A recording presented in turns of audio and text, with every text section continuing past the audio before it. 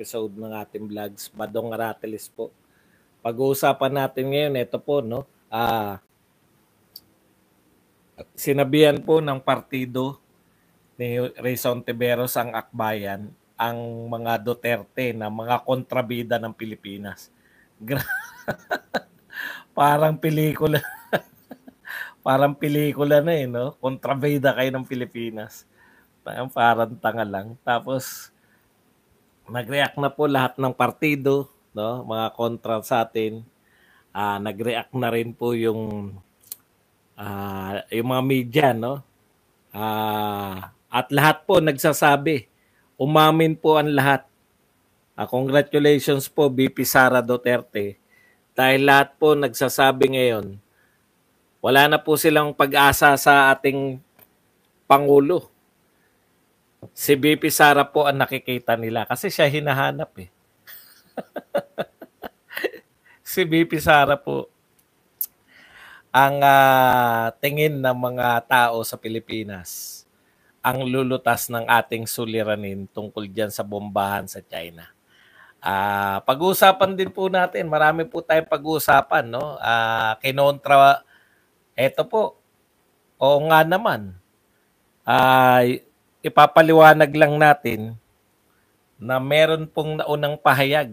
Okay ba yung sounds natin? Pakisabi nyo lang. Meron pong isang naunang pahayag itong mga si Pangulong Marcos. August 2023, nagsalita na po pala rito sa mga nilinaw niya na po itong mga secret deal na to. Mga kasunduan. Nagbigay linaw na po siya. Yun na nga sabi ko nga parang may nasabi na si Pangulong Marcos diyan. Yan po ang pag-uusapan natin. Isa-isahin po natin. Kanina po, inisa-isa po natin yung mga, ngayon po, mga personalidad, no? Makabayan, si Raul, nariyan din po yung lahat na po, panay pa big time naman ngayon.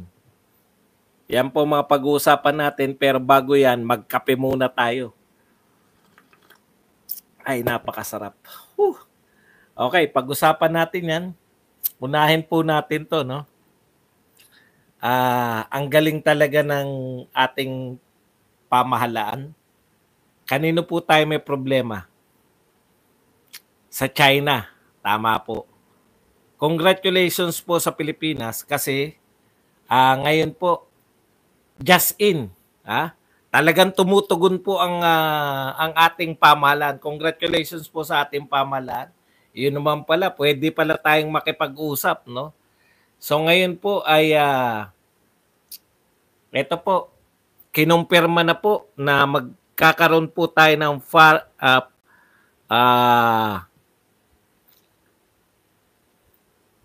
convene a formal maritime dialogue sa Maynila, no? Magkakaroon na po ng formal maritime dialogue. Yan ang gusto ko sa inyo ng gobyerno natin, no? Kapapasok-pasok lang po nito. Kinumpirma po kanina sa press statement, magkakaroon na po ng tuwan-tuwa ako no? Maritime, ibig sabihin, problema sa dagat. Magkakaroon po tayo ng maritime dialogue. Dito po gaganapin sa Maynila, no? Sa pagitan po ng Pilipinas at ng India. Doon ako nahulog. Sabi ko, puta, baka mali naman itong ano. Alam ko may problema tayo, maritime issue sa China Bakit ang kakausapin natin India? Ang gagaling nyo talaga. Makikipag-dialogue kayo, no? Ito ang bumubombit sa atin, China Naghahamon po yung China, Sabi po ng China, mag-usap tayo. Yung China po yung naghahamon sa atin ng usap para pag-usapan yung problema dyan. Tapos kanina may press conference, narito yung barko ng India, makikipag-usap tayo, kinumpirma, India. Mangingiyak. Ganyan po ang pagtugon ng ating pamahalaan. India nga, no? Just in, Philippines and India agree to convene. Mukhang Indian to, mukhang Indiano.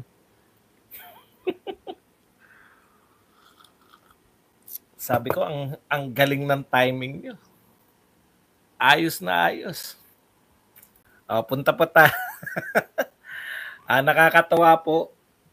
Parami po ang napapatay sa war on drugs. War on drugs nga eh. Siyempre, anong sinabi natin kahapon? Huwag kayong mag-alala. Papapil na dyan yung Commission on Human Rights. Alam niyo naman, eto na. Right on cue. No? Eto na po ang ating Manila Bulletin. While the Commission on Human Rights condemns the use of illegal drug, it expressed grave concern over Davao City Mayor Sebastian Baste Duterte war against drugs. Ayos na. Nakialam na naman kagad. Hindi ko alam kung ano po yung gusto talaga ng no? Ano po talaga yung gusto ng Commission on Human Rights? Gusto niyo ba talaga na matigil ang droga sa Pilipinas? Nagko-conduct na ng war on drugs.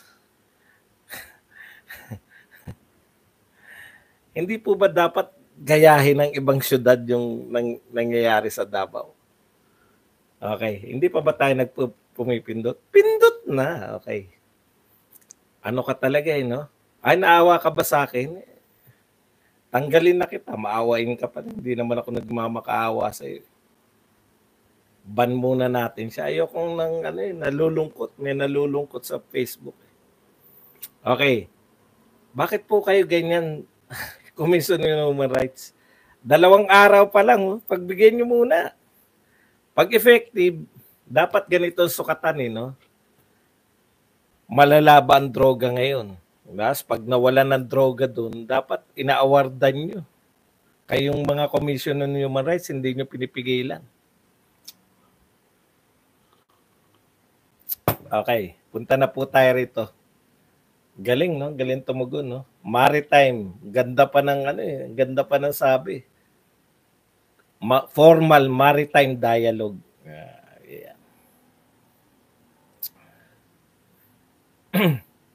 Ito po, ang dami pong mga BBM vlogger, di ba? Ang sinasabi nila, halimbawa, ito si Mike Abe. Ang sinasabi ni Mike Abe, ang nagaganap dyan, kaya daw lumakas ang loob ng China. Kanina napakinggan ko, kaya daw lumakas ang loob ng China kasi nga may secret deal sila ni Duterte. No? Ang may kasalanan si Duterte kaya lumakas ang loob. Putya, kahit na anong isip ko, ulitin ko na to sinabi ko na to kanina, pero ito kasi si Abe yung naringgan ko no? May secret deal kasi sa China si Duterte kaya malakas loob nila na bombetin tayo ng tubig. Ibig sabihin, nung sinasakop, nung panahon ni Pinoy, nagtayo sila ng mga artificial island. Hindi malakas ang loob nila. Wala pa si Duterte noon Di ba? Tapos si Jarrett naman, sabi ni Jarrett, binenta na niregalo ni Digong yung Ayungin Shoal sa China. Ayan nga, yung secret deal. Sila yung dalawang tagapagdala niyang secret deal. Dahil malaki yung naabot nila, lahat ngayon ng mga BBM supporter, yan na bukang bibig, secret deal. Di ba? Secret deal. Yung gusto nilang sabihin. Na yan ang dahilan. Ako natatawa na ako Eto po, wag na ako. Kasi syempre, sabi nyo nga, hindi naman ako otoridad, di ba? Sinong otoridad? Si Pangulong Marcos na pakinggan natin. Ibig sabihin, kung sinasabi niyo yan, Jarrett, at ikaw, Abe, sinasabi niyo yan, na may secret deal, kaya ang lakas ng loob ng China, bombetin tayo ng tubig. Eto sinabi ni Pangulong Marcos noong August 9, 2023. I am not aware of any agreement that the Philippines should remove from its own territory its own ship and BRP Sierra Madre from the Ayungin Shoal. And let me further, if there does exist an agreement, I rescind it. I rescind that agreement as of now. Ang linaw po nung sinabi ni Pangulong Marcos noong August 9, 2023. Hindi siya aware na merong mga agreement. O baka sabihin nyo, hindi naman agreement yung sinasabi namin, deal eh. Naknam po pa. Pareho din po yun, agreement slash deal. Okay. Ah,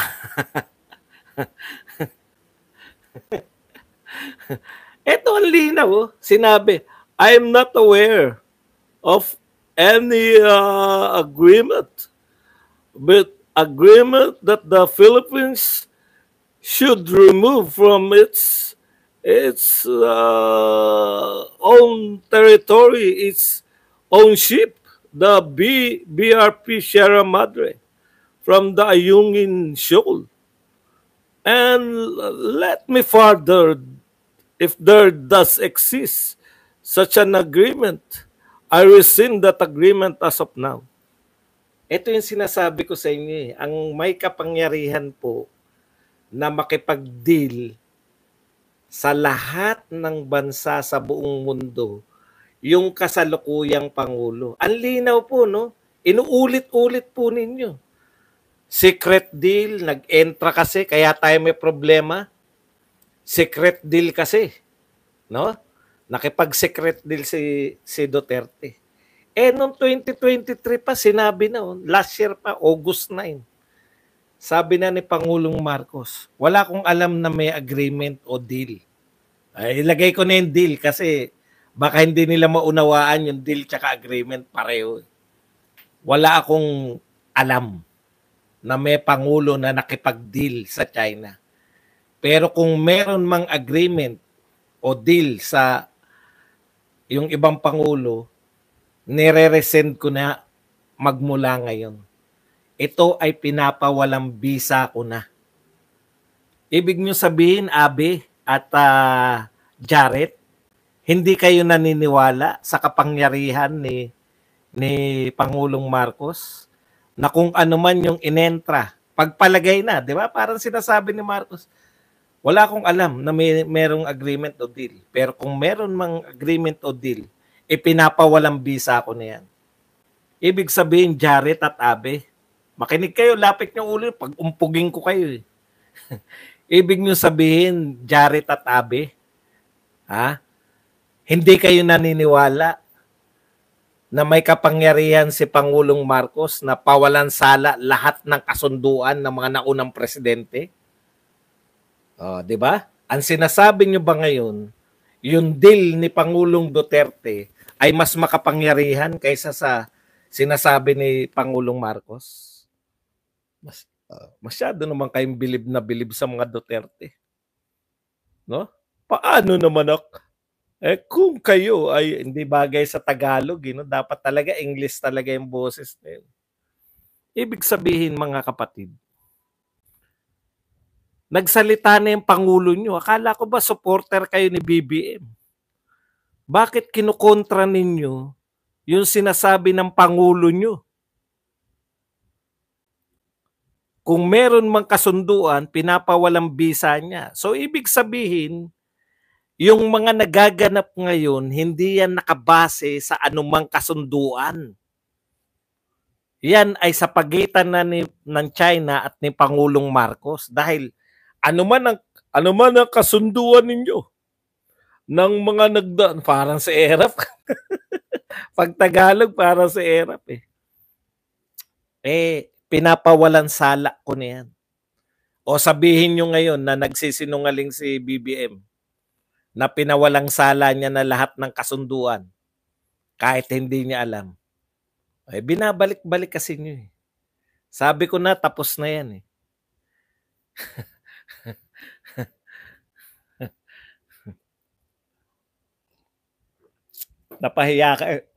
Napahiya kayo ngayon sa sinasabi nyo. Ikalawa, saan nyo ba nalaman na may kasunduan? Hindi ba sinabi lang ng China yan ngayon?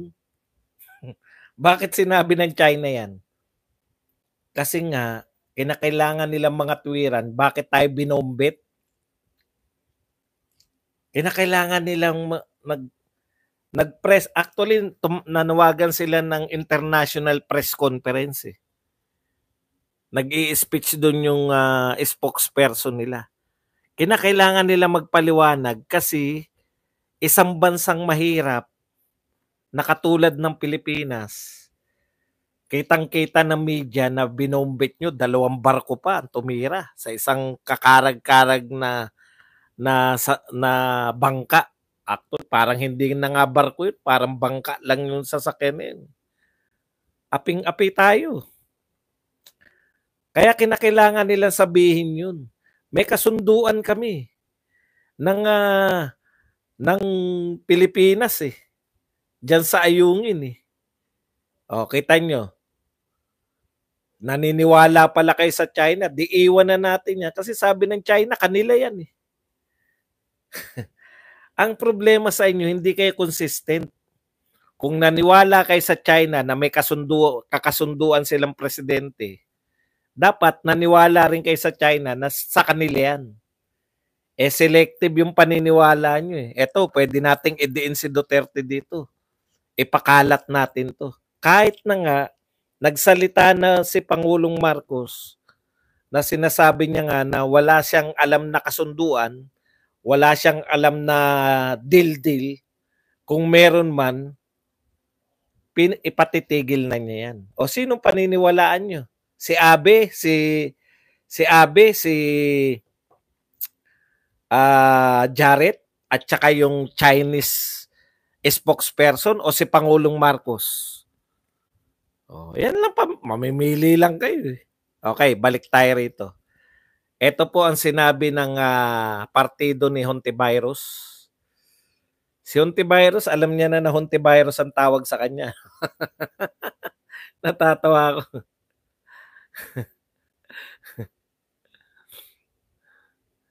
Asa na ba yun? Ito po, ang ganda oh. May itsura tong Akbayan Party President at babae rin. Rafaela David. Ito po ang sinabi ni Rafaela David. Ito po yung president ng Akbayan Party. Ito yung partido ni Risa Hontiveros. Akbayan. Sabi ni Akbayan President Rafaela David, talaga bang kontrabida na ang napiling papel ng mga Duterte? Hindi, no? Parang pelikula talaga nila eh. Kontrabida raw yung mga Duterte. Ulitin natin, talaga bang kontrabida na napiling papel ng mga Duterte sa ating bansa? Sadya bang made in China ang puso ni BP Sara? Ang tindi talaga nito mga katropa ni panay kay drama eh. Sadya bang made in China ang puso ni BP Sara? Tindi. Kaya niyang ipagtanggol ang isang akusadong rapist at human trafficker. Rapist agad? Akusado pa lang, rapist na agad. Ngunit pipi, bulag at bingi siya sa pang-api na dinadanas ng ating kababayan sa kamay ng China sa West Philippine Sea. Alam nyo, kahit po na-realize ko lang, ang dami po naghahanap sa statement ni BP Sara, di ba? Ang daming naghanap ng kanyang statement. Naisip ko, nag-give up na ba kayo kay BBM? Wala po naghanap sa Pangulo, hindi niya hinanap, di ba? Wala, nasan po yung Pangulo? Ano po yung ginagawa niya sa pang-api na dinadanas natin mula sa China? Wala po eh. Wala pong naghanap sa Pangulo mula sa mga tao na to. No?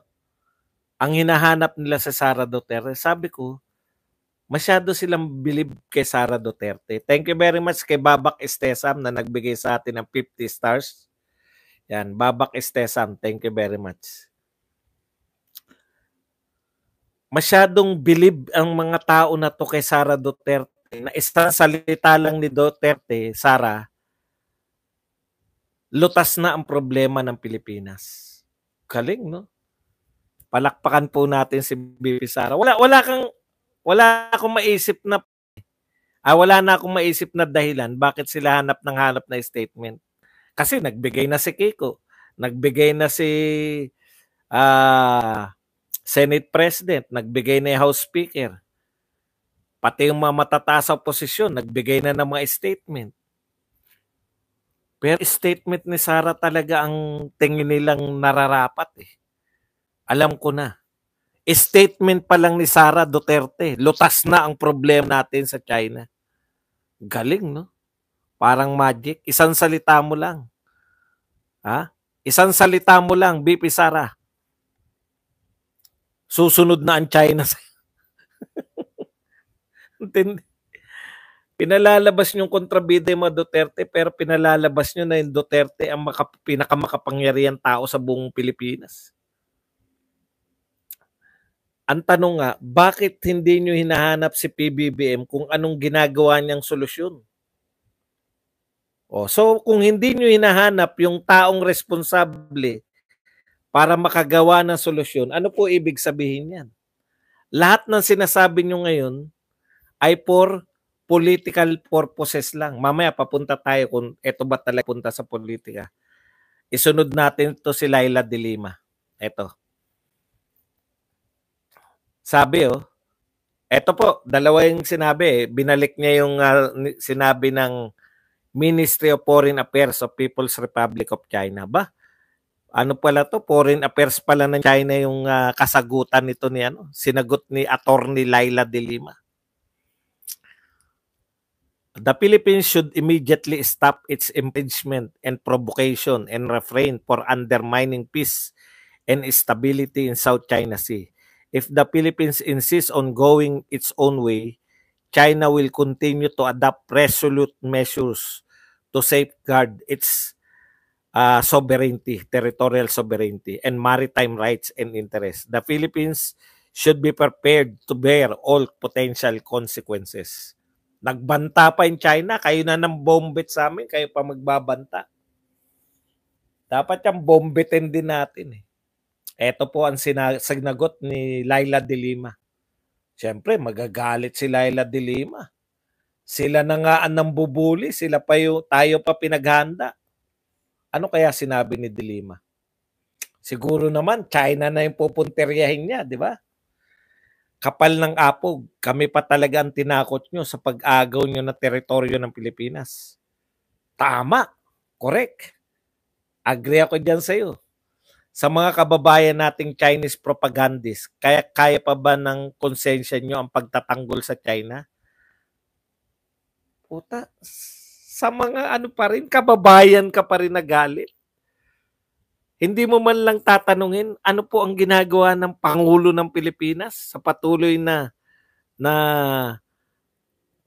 pang-aapi sa atin ng China. Walang gagawin. Hindi nyo hanapin. Kita nyo po, bakit po hindi nila sinisita si Pangulong Marcos? Yun yung question ko. Lahat sinisita nila. Pero bakit si Pangulong Marcos hindi nila sinisita? Panay Duterte. Napaka-powerful. Raul Manuel naman po. Ito hindi na unawaan ni Raul Manuel yung sinasagot niya. Paliwanag natin kay Raul Manuel. Sabi na in check. Ito yung foreign affairs. The Philippines illegally grounded a warship in Renanjiao. Ayan po yung ayungin sa atin. In grave violation of China's territorial sovereignty. The Philippines promised several times to tow it away as soon as possible, but over 20 years have passed and the Philippines warship is still sitting there. Tandaan nyo yung keyword ng China. Total, gusto nyo na rin lang paniwalaan yung China. Ako hindi ako naniniwala sa China na may presidenteng nangako Pero dahil gusto nyong paniwalaan yung China na may presidenteng nangako, pakinggan nyo kung ano yung sinasabi. Gusto nyo rin lang maniwala Over 20 years have passed. Ibig sabihin, mahigit 20 years na ang lumipas buhat nung pinangako nyo sa amin na tatanggalin nyo yan. Linaw, di ba? Ako, hindi ako naniniwala na may nangako sa kanilang tatanggalin yan. Pero these people, these anti-Dutertards, Anti-Dutertards. These anti-Duterte people keep on insisting na mayroong nakipagkasundo at malamang si Duterte. Yan yung gusto linya nila eh. Pakinggan nyo na talaga. Over 20 years. Ibig sabihin ng over 20 years, mahigit 2 taon na buhat ng pinangako ninyo na yan ay tatanggalin nyo. Ilang taon na ba naging presidente si Duterte? Over 20 years na ba? Marunong kayo magkwenta. Basahin muna natin yung sinabi nito ni si Raul. China has no right to force PH to remove the ship which was grounded as a way of asserting our territory. Alam mo pala eh, di ba? Okay yan. Approve ako sa iyo dyan. The Filipino people can't be forced to act upon promise made by traitors in government. Hindi daw maaring pilitin ang mga Pilipino na sumunod sa mga traidor. Ayan, tuloy natin. Especially Rodrigo Duterte admin that engaged China without our best interest in mind. Tignan nyo kung gaano kahina pang intindi nito na si Raul, summa cum laude yan. Kaya huwag kayo maniniwala na mga laude-laude, hindi automatic yan. Ang linaw, Ang linaw na sinabi. Mahigit 20 taon. Kaya nga huwag kayong maniwala sa China. Yun yung point ko. Hindi nyo paniwalaan. Ba't nyo paniniwalaan? Sila na nga ng bombit sa atin. Kaya po sila nagbibigay ng mga ganyang pahayag. Kasi nga,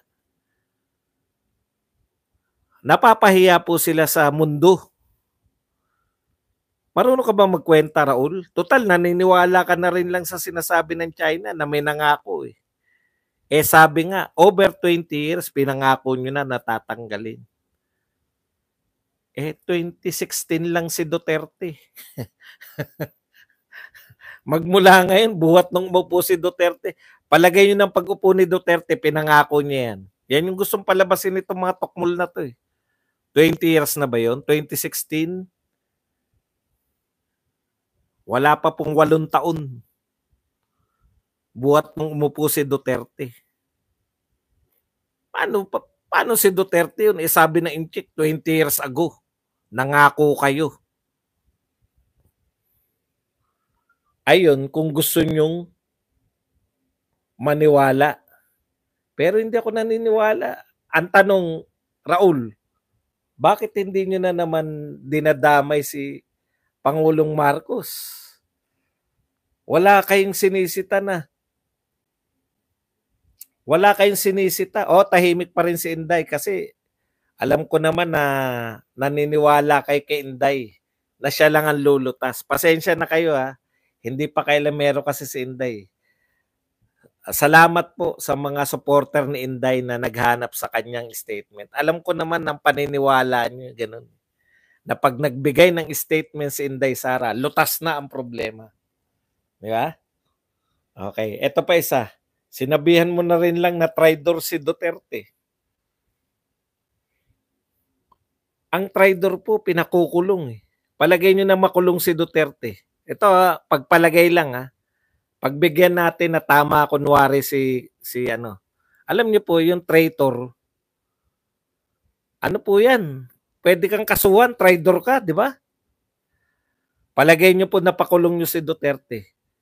Pag nakulong po ba si Duterte, hindi na tayo binobomba. Bakit? Kinulong na si Duterte. Pag po ba nagsalita si Sara Duterte, hindi na po tayo bobombahin ng China? Isang tanong, isang sagot. Yung mga naghanap po ng statement ni Sara Duterte. Pag po ba nagsalita si Sara Duterte, hindi na tayo bobombahin ng China? Ganito ba reaction ng China? Ay, nagsalita na si Sara. Naku, wag na natin bombahin yan. Makapangyarihan yung salita nun. Umaapoy yung dila ni Sara Duterte. Wag na tayong lumapit yan sa Pilipinas. Nagsalita na si Sara Duterte. Ganun ba magiging reaction? Sa palagay po ninyo? O kaya, dahil traitor, pinakulong nyo si Duterte. Ay, nakulong na si Duterte. Yung may ka-secret deal natin. Aba, hindi na natin pwedeng bombahin ng Pilipinas kasi pinakulong na nila si Duterte. Ganun po ba? Kung ano po ang problema, yun ang lutasin. Wag po yung, alam nyo kung ano yan? Kung para saan yan? Meron tayong problema dito. Bakit hindi kumikibo? Bakit dehin bokiki ang Pangulo? Alam niyo po kung bakit? May naghahanap pa ba ng bakit yun ang problema sa loto? Meron pa po bang nagko-question bakit may nananalo ng 20 sa loob ng isang buwan, iisang tao sa loto? Meron pa po bang naghahanap ngayon? Ano nahita natin sa Czech Republic? Anong pinangako ng Czech Republic? Biyahe tayo ng biyahe. Magkano nakukuha natin? Ano ang solusyon? Meron pa ba nagtatanong? Ano na ang nangyari sa mga smuggler? Meron pa po ba nagagalit? Bakit nagchatchatcha? Wala na, di ba? So, ibig sabihin, dahil dyan sa bombahan na yan, nakalimutan na natin mga problema ng Pilipinas. Wala na nagagalit sa mga congressman ngayon dahil sa tchatcha. Dahil sa PI. Bakit hindi nila magugustuhan yan? At kanino nagagalit yung mga Pilipino? Sinasabi nyo kanino magalit? Sa mga Duterte. Ay, hindi nagsasalita. China yung bumomba, hindi naman Duterte. Ibig nyo sabihin, under ba ng Duterte yung China?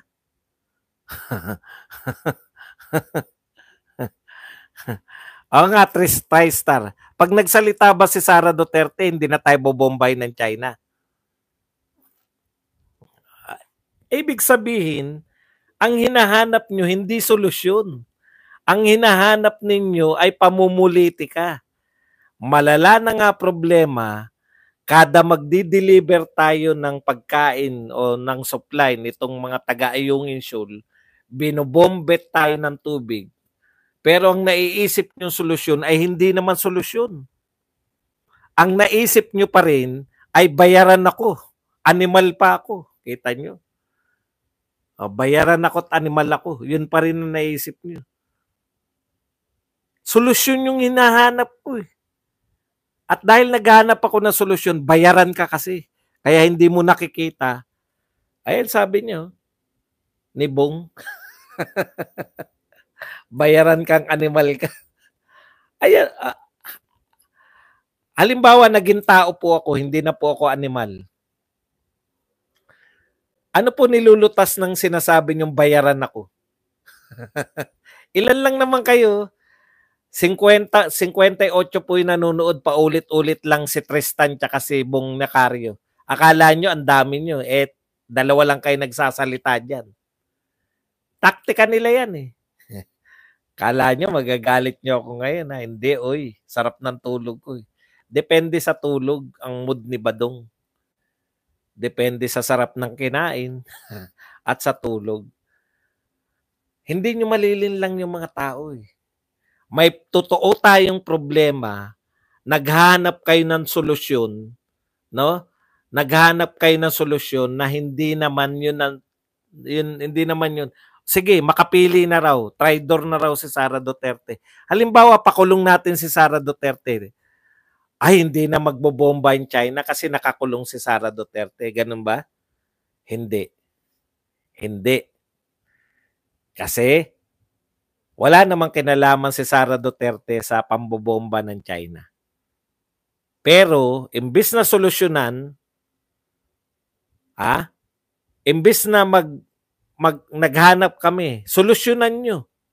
Kayo pong mga nakaupo sa gobyerno, solusyonan nyo. Kayong mga vlogger ng gobyerno, ano ang solusyon ng Pangulo? Ikaw, Tristan at Bong, dalawa lang naman kayo dyan. Pinahaba nyo lang. Sa sermonan ko muna kayo bago ko kayo iban. Kayong dalawa, ano ang solusyon ng gobyerno?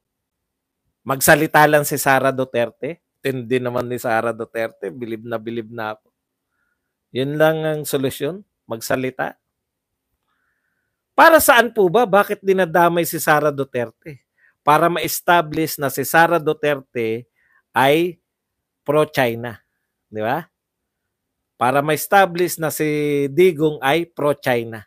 Para saan naman kung ma-establish nila na pro-China? Ito po yun. Meron silang kampanya eh. Ayan, no? Ang linaw. Senate of the Philippines, Official Seal, House of Representatives of the Philippines, meron na po silang poster na ganito. Do not vote for any pro-China candidates in 2025. So, lahat po ng ito, ang dami nila napapaikot. Kasama to si Tristan, si Jun, tsaka si Bong. No?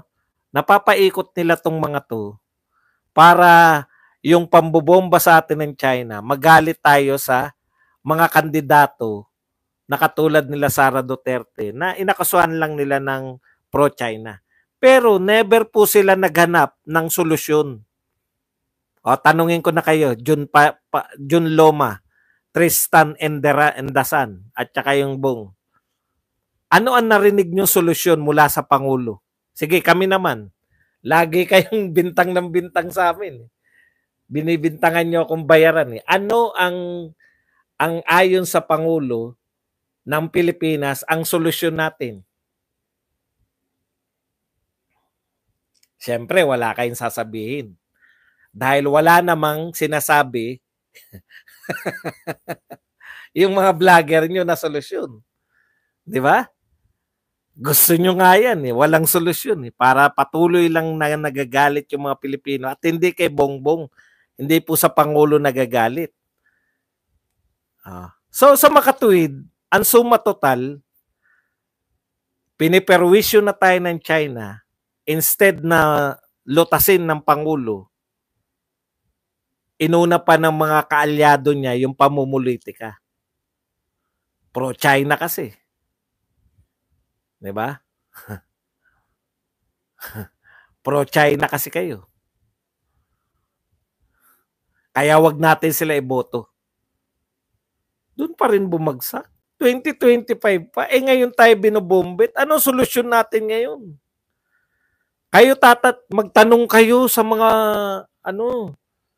mga kaibigan nyo. Bong, Tristan, magtanong po kayo. Bakit hindi po kayo? Depensa, kailan kayo dumipensa? Kailan nyo dinipensahan? Kailan nanawagan ng depensa? May binombit na ba tayo na tubig? Wala. Wala kayong solusyon. Ang alam nyo lang, atakehin yung mga Duterte. Pagkakataon nyo na to, actually hindi naman kayo eh. No? Actually, alam kong biktima din kayo. Biktima din kayo ng propaganda ng dinadala ng mga vlogger. Hindi kayo. Huwag nyo kasing akuin.